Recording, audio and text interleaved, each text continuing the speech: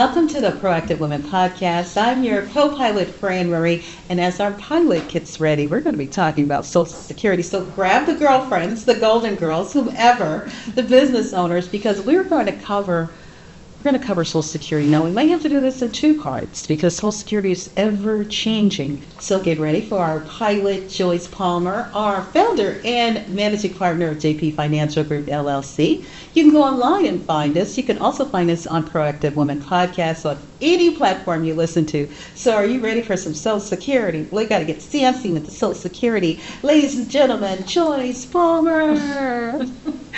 Hi, Francine Marie. I've been looking so forward to this one because I've got so many personal stories, but I love how you are reaching out to women who are in that position to either almost ready to retire, thinking about retiring, or already retired. Is it ever too late? I'm sorry.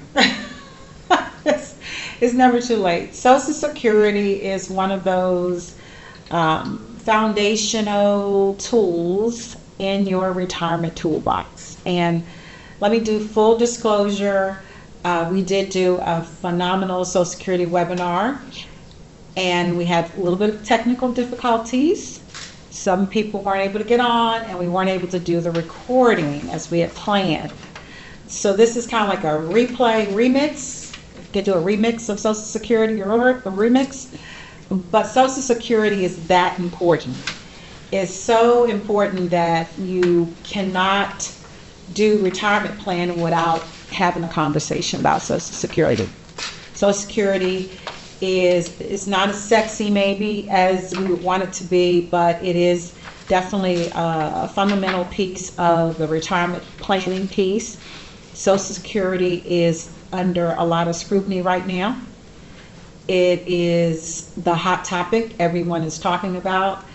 Our political leaders are dissecting Social Security and what has to happen to Social Security. What changes need to be made in order to save Social Security. I get a lot of phone calls on that 20-minute strategy call that we offer. Is Social Security going away? What's happening to Social Security? They're closing offices. They're making it more difficult for me to go online to get Social Security or to go to the office to get my Social Security benefits started. So there's a lot of conversation right now about Social Security, and rightfully so. There should be some concern because Social Security needs to be addressed. Okay, so are these going to be good changes? Because you have the crystal ball. I mean, we're talking 1935 during the Great Depression it started. And things, does it need to change? Because it hasn't changed. You're right. It has not changed. So it does need to change. That is true. Social Security, I like to start out first. Let me ask, this is a trick question. So anyone in the audience can answer it, or a friend can answer it. What does skydiving,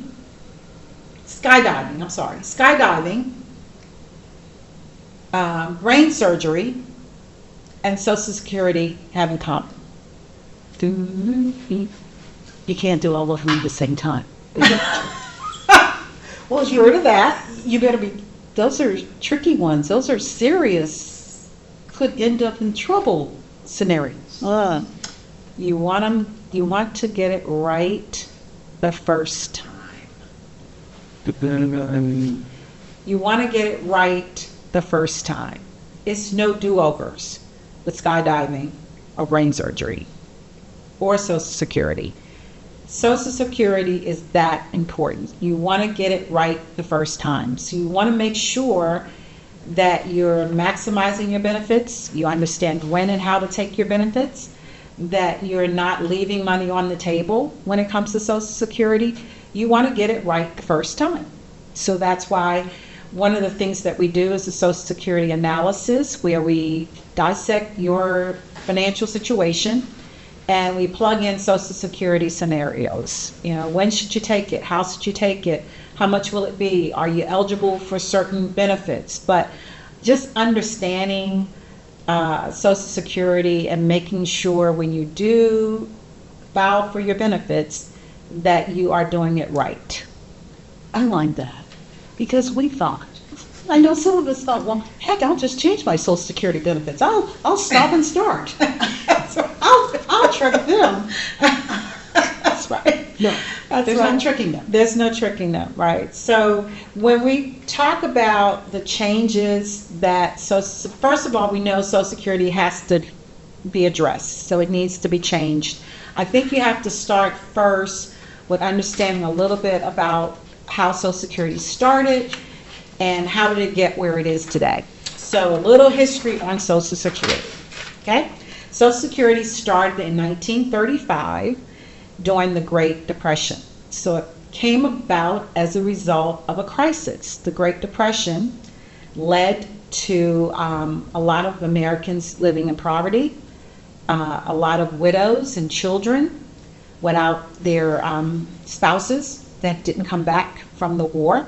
So the Great Depression led to the need for Social Security. Social Security, Franklin D. Roosevelt signed it into law in 1935, and it was to address the Great Depression. So Social Security, as Franklin D. Roosevelt put it, is a safety net for older Americans, but it was created with most people when most people didn't live past age 65. So to your point, back then when Social Security started, the average life expectancy was 65. And Social Security conveniently started at age 65, right? Wow. So now that people are living longer, they're living into the 80s, their 90s, there are fewer workers paying into Social Security because you're paying into Social Security while you're working, and you're paying in for the retirees that are retired now. So you're paying in for the retirees now. So with the system being under that kind of pressure, there's a need to reform. There's a need to address, if there's going to be enough put into the trust to pay out the people that need to get Social Security benefits when it's time for them to get it. I've got a brilliant idea. What if they ask, Congress, whomever, ask the people how to fix it? Do you think we would come up with a better solutions, or is there something on the table right now? Well, there are proposals on the table, but I think you make a good point. Based on the proposals that are on the table, I wouldn't be surprised if we couldn't. I think you're right. I think we probably could come up with some better ideas, to be honest with you. So they've already put these proposals out? Yeah. Oh, Yeah, okay. there are some proposals on the table to fix Social Security, and that's part of what we covered in our webinar. We went into a deep dive in some of these proposals. The reason you want to understand the proposals, or at least know what's being proposed, is that there's going to be change. We know that. But you want to be able to understand when those changes come about, how it impacts your retirement. So there's about 5, I think I have 5. Yes, 5. 5 that I've identified that I think are probably the most likely, the most controversial ones maybe, the ones that are more likely to get through both sides of Congress. So the first one is simply raising the full retirement age, right? That's pushing the age that you can start that your benefits are at their full retirement age. You can start taking benefits as early as 62, but you're leaving money on the table. It's a permanent reduction, which most of you probably know that. You've heard me say that before. But the full retirement age right now for most of us is 67. So if they propose to stretch that age out over time, they're looking at maybe 69, 70. So stretch out your full retirement age. What that means is that you're going to get smaller checks if you claim early, right? And more pressure to work longer. So just keep working. That should be on a t-shirt. Just keep working. Just keep working. Just keep working. Go on vacation, but just keep working. Just keep working. Yep. Okay. So that's number one. Number two is raising the payroll tax cap. What is the tax cap? So we all know that we pay into Social Security while we're working. And right now the cap is somewhere around 170,000 or so, give or take. So for up to 170,000 that you earned, you're paying into Social Security. But once you make over that amount, you're no longer paying into Social Security. So that's the cap. So the proposal is to raise that number so that now instead of it being 170, maybe it's 200 or 300,000. So for higher income earners, they would pay more into Social Security. So this type of adjustment would definitely add some more money to the system, and it really will only impact the higher income earners, not the average worker. So the higher income earners will just pay more into Social Security over time. Okay, I need to ask a silly question right here. You said $170,000. What if, well, if they raise it 200,000, 300,000, what if you're a millionaire?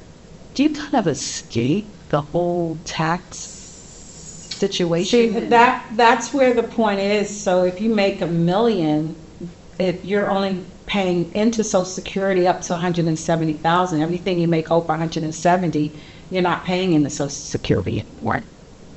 So that's where the rationalization is that if you're making that much, you should still pay into Social Security. Yeah. So our daughters can have. Okay. Yeah. Yep. Number three, this one is one that I really concerns me. And this one I've heard them toss it around more than once. Means testing. Means testing. What means testing says is that if you have other means, i.e. 401k, IRA, retirement accounts, if you have other means, then you don't need your Social Security.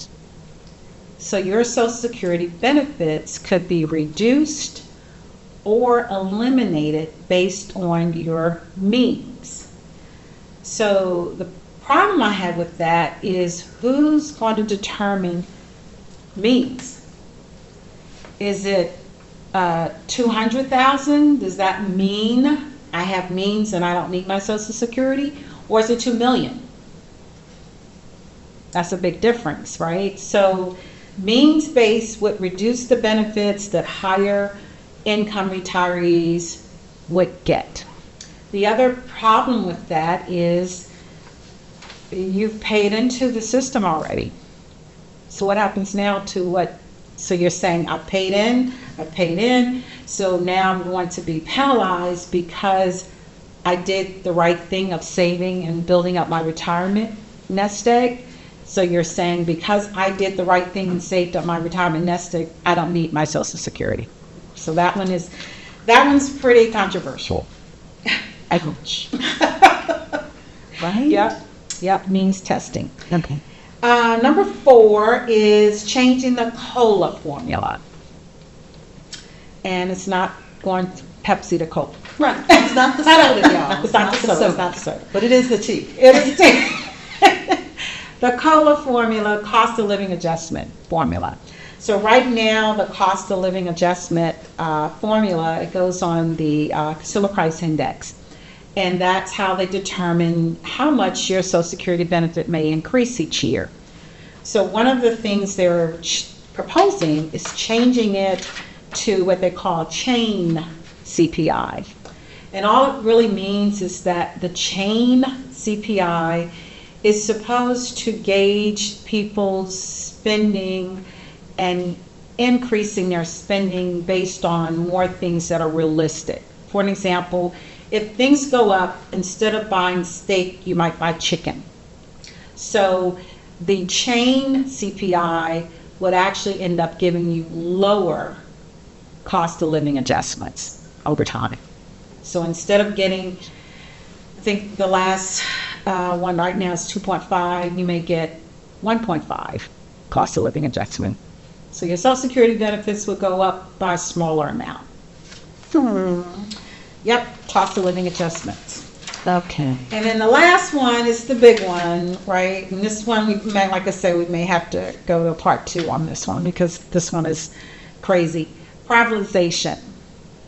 If they privatization of Social Security benefits, it means that now what was or what is referred to as a guarantee benefit to you, Social Security, because the way that money is invested in a trust fund is conservatively invested, the government invested, and it's guaranteed so that you know when you get your Social Security, you get X amount. If it was to go to a point where it became private, that means the Social Security would be invested in things like the stock market. And you would be responsible for investing, or the government may do a part of it and you do a part of it, but the investment component would be market driven. So pros and cons. Pros, maybe this would give us higher returns because the market could give you better performance.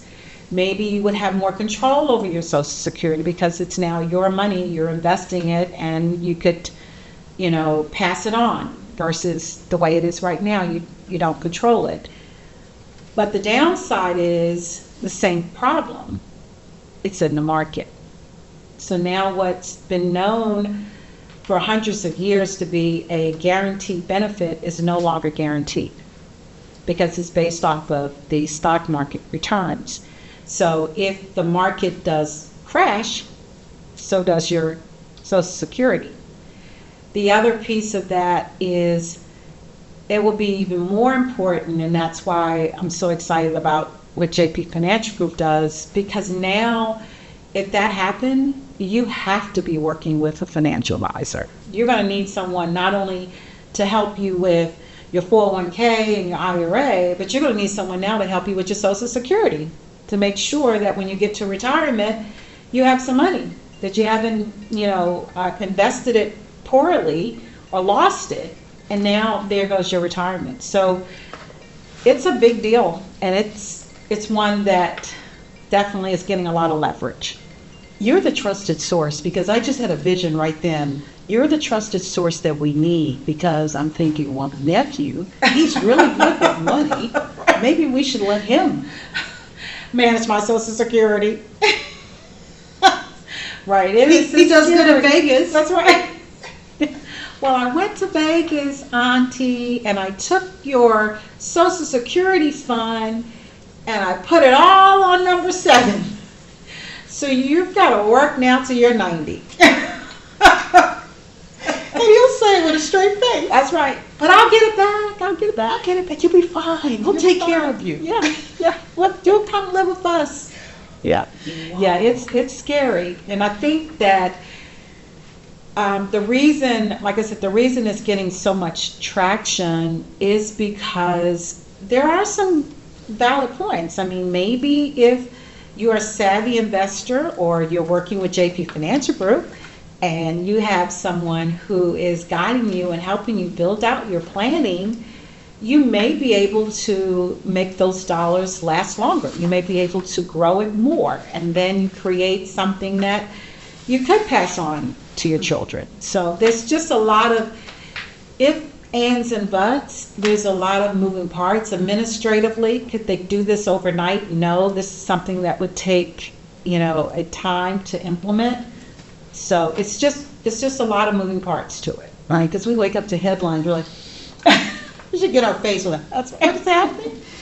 Yeah, so as we close out today, we can't, you've got to give us some examples because every woman's life is different. Maybe a woman was a military wife, maybe a woman, whatever. She's a trust fund baby, I don't know. Right. Well, give us some scenarios. Yeah, so we do have case studies.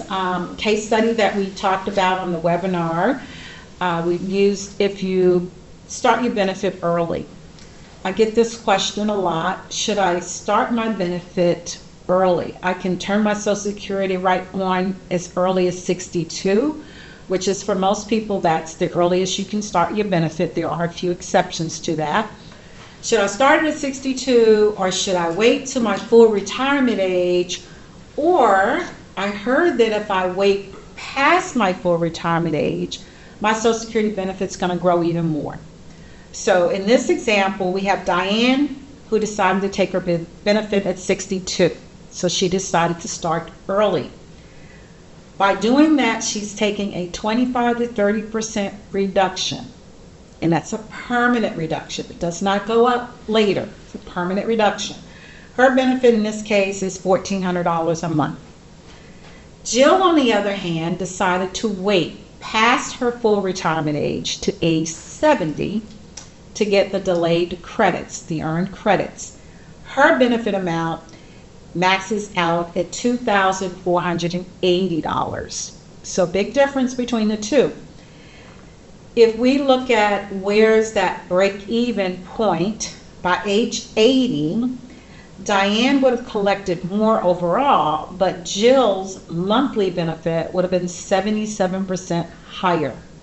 So if you're going to look at it, the moral of the story, if you will, if you're healthy and you can wait, in this case, the break-even point or break-even age is somewhere around 78. So for someone who maybe has other sources of retirement income, maybe they're healthy, longevity runs in their family, they may feel like they can wait and start their benefit later. Someone else who says, hey, you know what? Longevity doesn't run in my family. I don't have a lot of other benefits to pull from. Taking it early may work for them. So that case study kind of tells you the difference between starting early or waiting later. Wow, the moral to the story is you need to call JP Financial Group, LLC. Oh my God, get online, because I know of a lot of women. I know we're not going to talk about divorce and Social Security, but what if we get a divorce right around Social Security time? It's like, dude, you're kind of stunning. Yes, We're going to make this work. that's right. Yeah, there are ex-spousal benefits. Yeah? Okay. So there's a lot of different strategies for women when it comes to Social Security. And if you're married, those strategies just double. There's lots of ways couples can maximize their Social Security benefits. All right. There's benefits to being alive. We like that. There's benefits to going to the website as well. jpfinancialgroupllc.com. Also, Proactive Women Podcast, stay up to date on these Social Security updates. I cannot stress that enough, because every day is a new day. And we want Joyce Palmer on our side. You know, she is the founder and managing partner at JP Financial Group, LLC. And so when it comes to financial advisors, you definitely want her on your side. Now, we'll work with women. Joyce works with women, but men are the allies as well. Mm-hmm. So, what's our closing words for Social Security? So for Social Security, with the changes that are being proposed, what I would say is that control what you can control. We can't control what Congress is going to do or not do, but we can control the planning. We can control taking the time to sit down and actually coming up with a strategy that works for us. So that's where you take control of your finances. You sit down, we do a Social Security analysis. You look at all of your moving parts, and we integrate how Social Security can be maximized. Again, you can't control Congress. Social Security is not going away, but we do need to consider if there's some changes that will occur and how that will impact your plan. Go to the website right now, jpfinancialgroupllc.com. Joyce Palmer, our founder and managing partner with JP Financial Group, has been joining us. She's the pilot, I'm the co-pilot, and without a plan do not fly. That's right. Don't fly without a plan. Okay. And a pilot. Don't build that airplane in the air. Go to JP Financial Group first. Thank you. Thank you.